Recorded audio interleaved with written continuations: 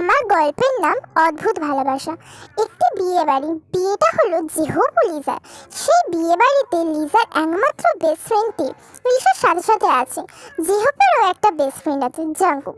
কিন্তু জাঙ্কুক এখনো সেই বিয়ে বাড়িতে পৌঁছায়নি। তে একটা লাল রঙের শাড়ি পরেছে, চুলটা খোলা, দেখতে পুরো একটা পুতুলের মতো লাগছে। দেওয়ালের ওপর দিকটা একটু ফুল কম হয়েছে। তে সেটা লক্ষ্য করলো। তে বলল, এ বাবা, ওপরের দিকটা তো ফুল কম আছে, একটু দেখতে কেমন লাগছে। লিজা তেকে বলল, না না, তুই কাউকে বল, কেউ যেন ওই জায়গাটা একটু ফুল লাগিয়ে দেয়। তে বলল, না না, এইটুখানি জিনিসের জন্য আবার অন্য কাউকে ডাকবো কেন? আমি আছি কিসের জন্য? লিজা বলল, পাগল নাকি? পড়ে গেলে কি হবে? হাত পা ভেঙে যাবে, দরকার নেই। কিন্তু কে কার কথা শোনে? তে মইয়ে উঠে ফুল লাগানোর জন্য। যেহেতু জাঙ্কুকের এমনিতেও দেরি হয়ে গিয়েছিল, জাঙ্কুক তাড়াতাড়ি করে বিয়ে বাড়িতে ঢুকছিল। জাঙ্কুকের তাড়াহুড়ো করে ঢুকতে গিয়ে ধাক্কা দিল তের মইয়ে। তে পড়ে যেতেই যাবে, তখনই জাঙ্কুক তাকে নিজের কোলে নিয়ে নেয়। জাঙ্কুক তেকে প্রথমে দেখেই ভালো লেগে গেছে। তে জাঙ্কুককে বলল, আরে কি করছেনটা কি? আমাকে একে ফেলে দিয়ে এখন কোলে তুলে দাঁড়িয়ে আছেন কেন? না পাবেন তো আমাকে। তের কথায় জাঙ্কুকের ঘোর কাটলো। জাঙ্কুক তেকে কোল থেকে নামিয়ে দিল আর জিহোপের কাছে গেল। জিহোপ জাঙ্কুককে বলল, কিরে, একেই তো দেরি করে এসেছিস, আবার এসে একটা মেয়েকে কোলে তুলে নিলি? জাঙ্কুক জিহোপকে বলল, আরে না রে ভাই, বুঝতে পারিনি, তাড়াহুড়ো করে আসতে গিয়ে ফেলে দিয়েছি। আচ্ছা বাদ দে, আজকে তো তোর বিয়ে। আমার তো ভেবেই কেমন লাগছে, তোরও বিয়ে হয়ে গেল, শুধু একমাত্র আমি সিঙ্গল। জিহোপ জাঙ্কুককে বলল, তা তোকে তো কত মেয়ে দেখিয়েছি, তুই তো একটা মেয়েকেও পছন্দ করিসনি, আমি কি করব বল? জাঙ্কুক জিহোপকে বলল, তোকে কষ্ট করতে হবে না রে, আর আমি একটা মেয়ে খুঁজে নেব। জিহোপ আর লিজার বিয়েটা বেশ ভালোই কাটে, কিন্তু এরই মধ্যে তেকে একটা ছেলের খুব পছন্দ হয়। ছেলেটির নাম কাই। কাই তের সাথে কথা না বলে তের বাড়িতে সোজা চলে যায়। তের মা নেই, তের বাবা একটা বিয়ে করেছে, কিন্তু কিছুদিন পর তের বাবাও মারা যান। এখন শুধু তে আর তের সৎ ভাইয়ের সাথে থাকে। তের সৎ মায়ের সাথে থাকে। তাই তের সৎ মাকে বলল, কাকিমা, আপনার মেয়েকে আমার খুব পছন্দ হয়েছে, বিয়ে করতে চাই। এটা শুনে তের সৎ মা বলল, এই সব তুমি কি বলছো? তেকে তোমার পছন্দ, কিন্তু আমি ওই মেয়ের জন্য কোনো টাকা খরচ করতে চাই না। তখন কাই বলল, আরে কাকিমা, আপনি কোনো টাকা খরচ করবেন না, আপনি শুধু আমাকে তেকে দাও, আপনি যত টাকা চাইবেন আমি তত দেবো। এটা শুনে তো তের সৎমা খুব খুশি। যেই মেয়েকে সে দু চোখে সহ্য করতে পারে না, তার জন্য সে এত টাকা পাবে। তের মা বলল, হ্যাঁ বাবা, তাহলে আমি রাজি, আমাকে আমাকে 10 লাখ টাকা দিতে হবে। কাই বলল, ওকে কাকিমা, তাহলে আমি আজ আসি, আমি কালকে এই সময়তেই আসবো দেখে নিতে, এখন আমি আসি। কাই চলে গেলে তে এইসবের বিষয়ে কিছুই জানে না। তে বাড়িতে ফিরলে তেকে তার সৎমা বলল, এই পোড়ামুখী, এখানে শোন, তোর সাথে কথা আছে। তে ভয়ে ভয়ে তার সৎ মায়ের কাছে যায়। ভয় পাওয়ার কারণ, তের বাবা মারা যাওয়ার পর তের মা তার সাথে খুব খারাপ ব্যবহার করতো, সারাক্ষণ কাজ করাতো, খেতেও দিত না। বেশি কিছু বললে তেকে তার মা খুব মারতো। তে বলল, কি মা, বলো, কিছু বলবে? তের মা বলল, হ্যাঁ, তো কিছু বলবো বলেই তো ডাকলাম, আমি তোর বিয়ে ঠিক করেছি। এই কানোমাদো বলে বলো, মা এসব তুমি কি বলছো? আমি এখন কি করে বিয়ে করব? আমি বিয়ে করতে চাই না। আসলে তের ইচ্ছা পড়াশোনা করে কিছু একটা হবে। 19 বছরের একটা মেয়ে, আজ অব্দি কোনো কিছুই চায়নি। সে জানে সে চাইলেও সে কিছু পাবে না, তাই সে ভেবেছিল পড়াশোনা করে কিছু একটা হয়ে সে যা চাই তাই সে কিনবে। তের মা রেগে বলল, কি বললি তুই? তুই বিয়ে করবি না? তুই জানিস তোর জন্য ওই ছেলে 10 লাখ টাকা দেবে? এমনিতে তো কোনো কাজের নয় আমার, এই কাজে তো আমার লাখ, সুবিধা হোক আমার। তুই তো শুনে অবাক, এর মা কি বলছে? তার মা তাকে 10 লাখ টাকার জন্য বিক্রি করে দিচ্ছে। তে বলল, এসব তুমি কি বলছো মা? 10 লাখ টাকার জন্য তুমি আমাকে বিক্রি করে দেবে? তের মা আর কিছু বলল না, তাকে হাত ধরে টানতে টানতে তার ঘরে নিয়ে গেল, তাকে ঘরে বন্ধ করে দিল। তে কত বলল, মা প্লিজ আমাকে ছেড়ে দাও মা, তো তুমি যা বলবে আমি তাই শুনবো। কিন্তু কে কার কথা শুনে? তার আর কোনো পথ খুঁজে না পেয়ে খুঁজে পেল না। তে জানে তার মা টাকা পেলে সব করতে রাজি, তাই সে তার নামে যে তার বাবার সম্পত্তি তার নামে লেখা ছিল তাতে সাইন করে জানলা দিয়ে পালায়। তে সৎ মা কিছুক্ষণ পর তেকে দেখতে এসে দেখে তে ঘরে নেই। সে কাইকে ফোন করে আর বলে তে পালিয়ে গেছে। ফোন রেখে তে সৎ মা সেই সম্পত্তি কাগজের ওপর লক্ষ্য ফেলে। তের মা তো খুব খুশি, তার আর কিছুই চায় না। কিন্তু কাই কেন তেকে ছেড়ে দেবে? তে মাঝরাতে একা রাস্তা দিয়ে ছুটে যাচ্ছে। ঠিক সেই সময় জাঙ্কুক একটা পার্টি থেকে ফিরছিল। তের পিছনে কাই তাকে ধরার জন্য ছুটছিল। তে জাঙ্কুককে বলল, প্লিজ প্লিজ আমাকে বাঁচিয়ে নাও। জাঙ্কুক প্রথমে এটা যে তে সে বুঝতে পারেনি।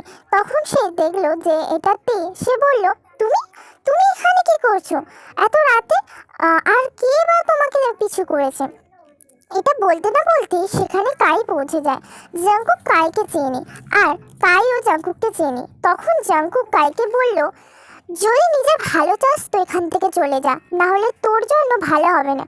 তের দিকে চোখ তুলেও দেখবি না। কাই জানে জাঙ্কুক রেগে গেলে একবার তাকে আর সামলানো যাবে না। জাঙ্কুক আর কাই স্কুলে শত্রু ছিল, আর জাঙ্কুক একবার কায়ের বাজে কথায় রেগে কাইকে খুব মেরেছিল। সেই মার কায়ের এখনো মনে আছে, তাই সে ভয়ে সেখান থেকে চলে যায়। তাই চলে যাওয়ার পর জাঙ্কুক দেখলো তে ভয়ে জড়ো হয়ে কাঁদছে। এটা দেখে জাঙ্কুক থেকে বলল, আরে তুমি কাঁদছো কেন? আর কিছু হবে না, কিন্তু তুমি প্লিজ কেঁদো না। এটা শুনে তে চুপ করে আর বলে, কিন্তু আমি এখন কোথায় যাব? আমার তো আর যাওয়ার কোনো রাস্তা নেই। জাঙ্কুক বলল, তাহলে তুমি আমার সাথে চলো। জাঙ্কুক এমনিতেও তেকে ভালোবাসে, আর সেদিন জাঙ্কুক বিয়ে বাড়ি থেকে এসেই তার মা ও তার বোনকে তের কথা বলেছিল। তে জাঙ্কুকের ঘরে গেল। জাঙ্কুকের মা তো তেকে দেখেই তাকে বলে, আরে জাঙ্কুক, তুই আমার বৌমাকে নিয়ে এসেছিস? জাঙ্কুক বলল, না গো মা, এটা তে, একে একটা ছেলে তাড়া করেছিল, আমি বাঁচিয়েছি। এর যাওয়ার কোনো জায়গা নেই, তাই ওকে এখানে এনেছি। এটা শুনে জাঙ্কুকের মা বুঝতে পারে যে তে জানে না যে জাঙ্কুক ওকে ভালোবাসে। জাঙ্কুকের মা আয়ু আর কিছু বলল না, তেকে একটা ঘর রুমে নিয়ে গেল আর বলল, মা আজ থেকে এটাই তোমার রুম, তুমি আজ থেকে এখানেই থাকবে, আর কিছু দরকার হলে আমাকে বলবে। তে আর কিছু বলল না। আয়ু চলে যাওয়ার পর সে চান করে আসে। আয়ু আগে থাকতেই একটা জামা তে রুমে পাঠিয়ে দিয়েছিল। তে সেই জামা পরে নেয়, একটা নীল কালারের জামা। তেকে পুরো পরি লাগছে। জাঙ্কুক তেকে বলল, দেখো তে, আগের কথা সব ভুলে যাও, তুমি কাল থেকে আমার সাথে কলেজ যাবে। তে বলল, ঠিক আছে আমি যাব আপনার সাথে, কিন্তু আপনার নাম কি? জাঙ্কুক তো অবাক, তে এখনো পর্যন্ত তার নামই জানে না। জাঙ্কুক সবে তার নাম বলবে, তখন জাঙ্কুকের বোন জিমিন বলে, জাঙ্কুক নাম আমার দাদার, কাল থেকে দাদা আমি আর তুমি একসাথে কলেজ যাব। তে তো খুব খুশি, সে এখন ভালোভাবে পড়াশোনা করতে পারবে। কাল তারা কলেজ যায়। সুগা হলো জাঙ্কুকের বন্ধু। সুগা জাঙ্কুকের কাছে যায় আর তেকে দেখে সুগা বলে, জাঙ্কুক, এটা কি রে, এত সুন্দর, কে এটা? জাঙ্কুক একটু জেলাস ফিল করে। জাঙ্কুক যে কেন জেলাস ফিল করছে তা জাঙ্কুক নিজেও জানে না। জাঙ্কুক দেখে ভালোবাসে, কিন্তু তার জাঙ্কুক নিজেই জানে না। কিন্তু সুগা কিছুটা যা হলেও জানে, কারণ জাঙ্কুক যখন জেহোপার লিজার বিয়ে বাড়ি থেকে ফিরেছিল তখন জাঙ্কুক সুগাকে সবসময় তের কথাই বলতো। জাঙ্কুক সুগাকে বলল, ও তে। সুগা তের নাম শুনে বলল, তে সেই বিয়ে বাড়িতে ও এখানে কি করছে? জাঙ্কুক বলল, আসলে ওর মা আর আমার মা ভালো বন্ধু। ও ওর ছিল ও ভালো বন্ধু ছিল, কিন্তু ওর মা এই কিছুদিন আগে মারা গেছেন। তাই তে আজ থেকে আমাদের সাথেই থাকবে। আসলে জাঙ্কুকে মিথ্যে কথা বললো যাতে তের কোনো অপমান না হয়। এতক্ষণ তে সুগা আর জাঙ্কুকের কথা শুনছিল আর হাসছিল। জাঙ্কুক কথাগুলি জাঙ্কুকের কথাগুলি শুনে তেরও ভালো লাগলো। তারা ক্লাসে গেল। এরকম ভাবেই 1 মাস কাটলো। জাঙ্কুক তের অনেক কেয়ার করে আর কোনো অন্য ছেলের সাথে কথাও বলতে দেয় না। সুগার সাথেও দরকার হলেই তবে কথা বলতে দেয়। এতদিনে তে তো এটা বুঝতে পেরেছে যে জাঙ্কুক থেকে লাইক করে, কিন্তু জাঙ্কুক সেটা নিজেই বুঝতে পারেনি। শুধু জাঙ্কুক না, তেও জাঙ্কুককে কেয়ার আর তের প্রতি জাঙ্কুকের অন্য একটা ভাব দেখে তেরও জাঙ্কুককে ভালো লাগতে শুরু করে। কিন্তু জাঙ্কুক সে তো তেকে নিজেই থাকতে নিজের মনের কথা বলবে না। তাই সুগা আর তে একটা প্ল্যান করে। সেদিন জাঙ্কুক একটু তাড়াতাড়ি কলেজে গিয়েছিল তেকে ছাড়া। তেকে ছাড়া সুগা লাইব্রেরি থাকবে সেটা জাঙ্কুক জানে। জাঙ্কুকও লাইব্রেরিতে যেতে যাবে। সেই সময় জাঙ্কুক দেখলো তে লাইব্রেরিতে যাচ্ছে। জাঙ্কুক তেকে বলেছিল যে তে যেন সুগার সাথে না কথা বলে, আর একান্তই তো আরোই না। কিন্তু তে জাঙ্কুকের কথা শোনে না। তে সবসময় সুগার সাথে কথা বলতো। জাঙ্কুক তাড়াতাড়ি করে লাইব্রেরিতে যায়। সে দেখে তে আর সুগা হেসে হেসে কথা বলছে, আবার সুগা তে হাতও ধরে রেখেছে। এটা দেখে জাঙ্কুক আর নিজেকে কন্ট্রোল করতে পারে না। সে হাতের হাতটা ধরে আর টানতে টানতে এক কোণে নিয়ে আসে আর তেকে ধমক দিয়ে বলে, তোমাকে না আমি কতবার বলেছি তুমি সুগার সাথে কথা বলবে না, আর তারপরেও তুমি ওর সাথে কথা বলছো। কেন কথা বলছিলে বলো? তে ওর পরিবর্তে বলে, হ্যাঁ কথা বলছি তো কি হয়েছে, আমার ইচ্ছা আমি কার সাথে কথা বলবো, তোমার কেন রাগ হচ্ছে? জাঙ্কুক রেগে গিয়ে বলে, হ্যাঁ আমি জেলাস ফিল করছি, আমার রাগ হচ্ছে। কারণ এটুকু বলে সে থেমে গেল। তখন তে বলল, কারণ কি জাঙ্কুক বলো? আমি জানি না তুমি কি করবে, কিন্তু আমি সুগার সাথে কথা বলবো। তোমার যা ইচ্ছে তুমি তাই করো। তের কথা শুনে জাঙ্কুক নিজেকে কন্ট্রোল করতে পারে না। সে তের কোমর টেনে তেকে কিস করে। কিন্তু জাঙ্কুক এরকম কিছু করবে তে সেটা ভাবতেও পারেনি। কোনো না কোনোভাবে তেরও এটা ভালো লাগছে। তাই তে পাথরের মতো দাঁড়িয়ে আছে। কিছুক্ষণ পর সুগা তাদের দিকে তে তে করে ডাকার শব্দে জাঙ্কুক আর তের ঘোর ভাঙে। সুগা বলে, কে জাঙ্কুক, তুই তেকে এখানে এরকম টানতে টানতে কেন আনলি? যাই হোক তে, তুমি চলো আমার সাথে, কথা আছে তোমার সাথে। তে জাঙ্কুকের সামনে দিয়ে সুগার সাথে চলে যায়। জাঙ্কুকের রাগ হয়। ওখান থেকে গিয়ে তে সুগাকে বলে, সুগা, জাঙ্কুকের তো মুখ থেকে ওটা বার করতেই পারছি না যে ও আমাকে ভালোবাসে। জানো, ও আমাকে সবে বলতে যাচ্ছিল, কিন্তু ও আর কিছু না বলে থেমে গেল। তের কথা শুনে সুগা বলে, না না, এরকমভাবে হবে না। ও যখন তোমায় হারানোর ভয় পাবে তখন ও তোকে সব বলবে যে ও তোকে ভালোবাসে। তখন তে বলে, কিন্তু এটা হবে কি করে সুগা? সুগা বলে, আমার কাছে একটা প্ল্যান আছে। সুগা যখন জাঙ্কুক কলেজ যায়, সুগা জাঙ্কুকের কাছে আসে আর বলে, জাঙ্কুক, আজকে আমি তোকে প্রপোজ করব। প্রপোজ কথা শুনেই তো জাঙ্কুক বলে, প্রপোজ মানে? সুগা, তুই যদি তোকে প্রপোজ করিস আমি তোকে কি করবো সেটা আমি নিজেও জানি না। তখন সুগা বলল, কেন? আমি তোকে ভালোবাসি, তাই তেকে আমি প্রপোজ করব। এতে তুই কেন রেগে আছিস এত? এই কথায় জাঙ্কুক রেগে গিয়ে সুগার সারটা ধরে বলে, আমি রেগে যাব না, আমি তো তেকে ভালোবাসি, আর তোকে তো আমি এইটুকু জাঙ্কুক বলেছে। অমনি তে জাঙ্কুকের পিছন দিকে এসে বলে, তা ভালোবাসো তখন এতদিন কেন বলুনি জাঙ্কুক?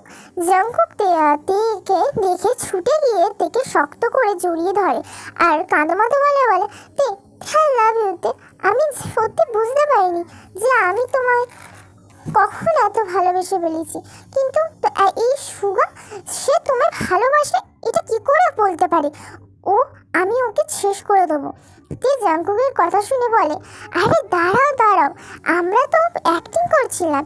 সুগা আমাকে না, তোমার বোন জিমিনকে ভালোবাসে।